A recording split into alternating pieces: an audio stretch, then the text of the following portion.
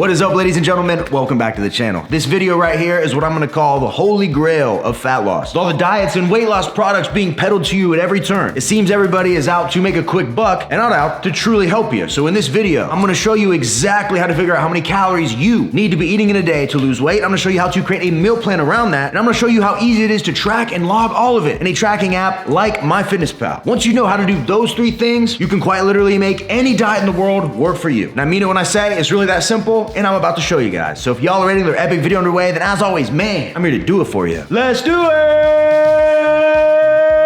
Yeah!